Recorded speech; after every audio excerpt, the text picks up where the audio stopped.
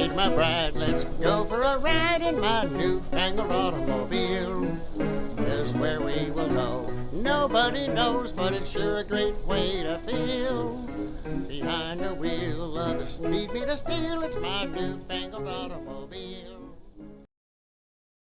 Hello and welcome to Vintage Car History. I'm Wild Bill. People have been racing cars for over 120 years.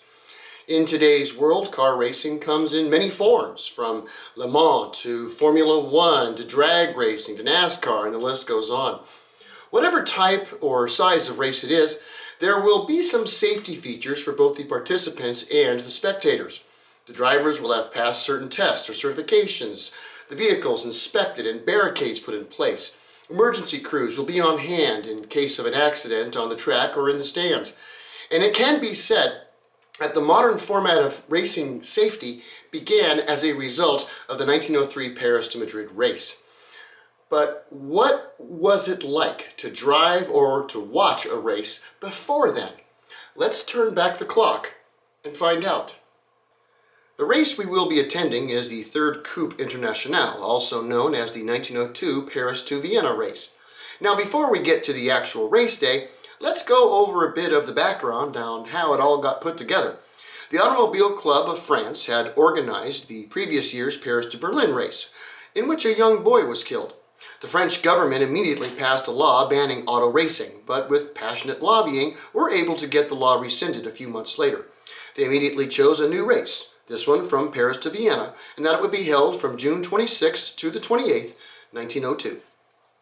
The race did have its quirky rules. For one thing, the actual course was 615 miles as laid out by the ACF. However, nearly 200 miles of it went through Switzerland, and car racing was illegal in that country. So every driver would have to obey the national speed limit while passing through, and that was 15 miles an hour. At the same time, there really was no rule on what you could drive, as long as it was a motor vehicle of some kind. Thus, all kinds of vehicles, some 219 in all, would take on the course.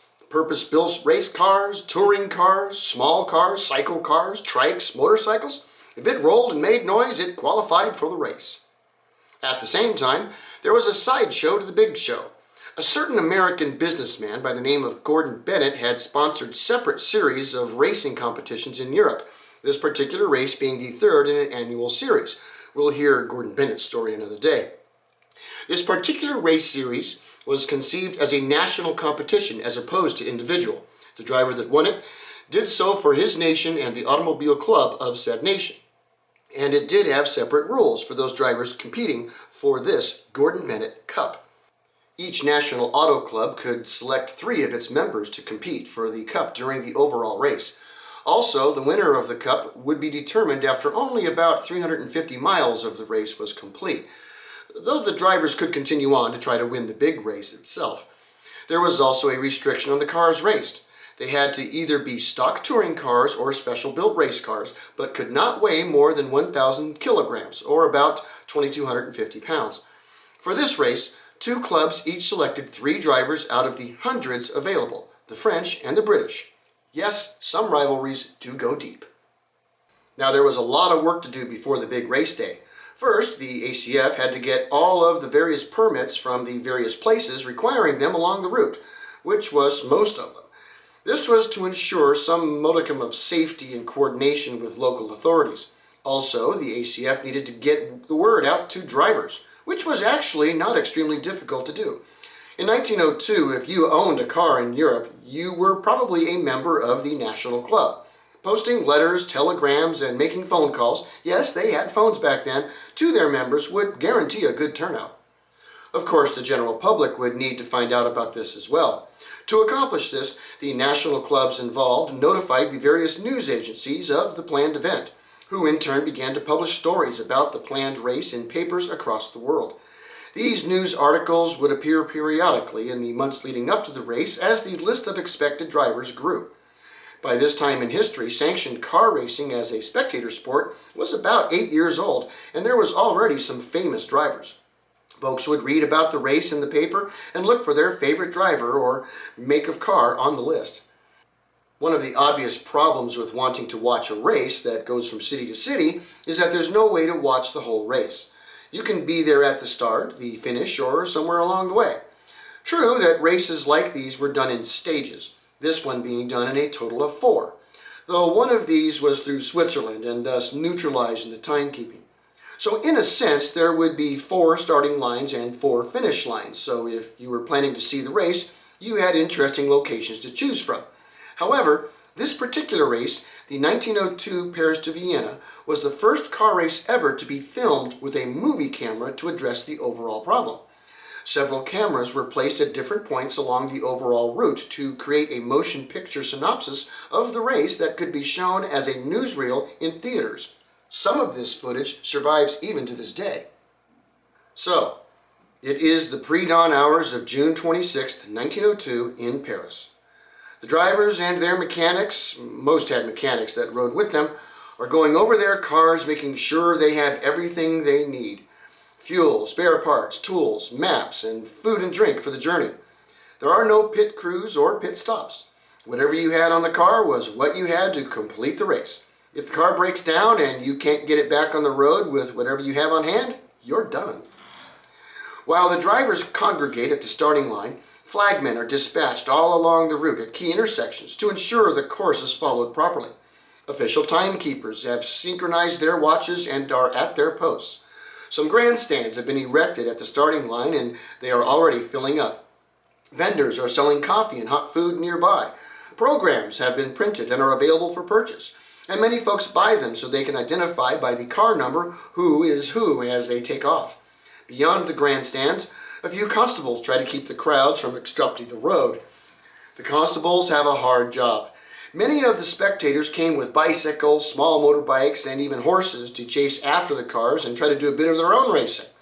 There were no real barricades of any kind, though in some places people put down hay bales to sit on. So as a spectator, if you wanted to wander onto the road and track in front of a speeding car, there was really nothing to stop you except common sense, which even back then was rare amongst men. The race begins at 3:30 in the morning. The programs state that 2 cars will leave at a time at 2-minute intervals. The 6 competitors in the Gordon Bennett Cup are given pole position, as it were, and are the first to leave. 2 minutes apart, of course. Regarding the Cup, France was the current holder and only England came to the challenge. The French driver Léonce Giraudot, who had won the last Cup for France, and Henry Fournier were the first to take off, followed 2 minutes later by the British drivers Selwyn Edge and the third Frenchman, René Decnef. Unfortunately, the 2 other British drivers had mechanical trouble and were not able to begin the race. For some 6 hours, a wild variety of motor vehicles launch from the starting line every 2 minutes. The crowd cheers with each departure, and often the mechanic or sometimes the driver will doff his hat as he passes the crowds. Dust and smoke fill the air. Some spectators become faint due to the fumes and are carried away to get some fresh air.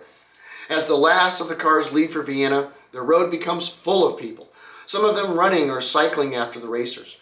The crowds keep this up for a few minutes before heading their various ways. The grandstands are taken down, and life starts to resume as normal. It would be 3 days before we all find out who won the race.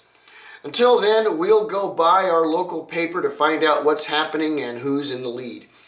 And for the first time in history, we can also go to the theater and watch the race on the big screen. So who did win? Well, for this particular race, the Paris to Vienna of 1902, it was won by Maurice Renault, driving, of course, a Renault. And the Gordon Bennett winner? That would be Selwyn Edge, driving his Napier, taking the trophy from France to England. By now, I'm sure you can see just how dangerous and chaotic auto racing was back in the day. It is true that today's car races are much more safe for everyone, yet I'll admit that for me, personally, those old days of danger do have a certain appeal to them. Thanks for watching Vintage Car History, and we'll see you next week. Peace.